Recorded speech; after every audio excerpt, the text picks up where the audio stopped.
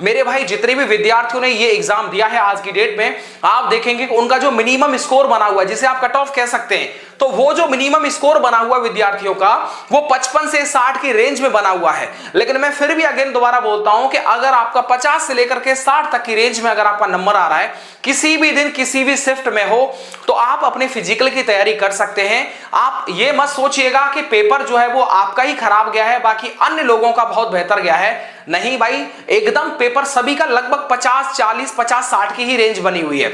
दूसरी बात, ऐसा देखिए, ऐसा कोई संस्था या ऐसा कोई टीचर नहीं जिसका जो है इस पेपर, मतलब जिनका जो पढ़ाया हुआ है वो इस पेपर में फंस गया हो। यार देखिएगा, 25, 30, 40% आने से मतलब ये नहीं होता कि मतलब पूरा का पूरा पढ़ाया हुआ समझ में और आपके पेपर में फंस गया हो। अब ऐसे तो जो भी टीचर पढ़ा रहा है उस सभी का इतना तो बनता ही है। तो लेकिन बात होती है कि अगर 100 में से 40 आपने स्क्रीनशॉट लगा के और दिखा दिए कि मेरे 40% देखेगा इतना आ गया, तो बाकी जिम्मेदारी 60 की भी तो बनती है। मेन चीज जो सिलेक्शन रुक रहा है वो तो 60 की वजह से रुक रहा है। तो ऐसे में देख सकते हैं कि हवाबाजी तो खूब हो रही है और ये चलती रहेगी। क्या? एकदम चलती रहेगी।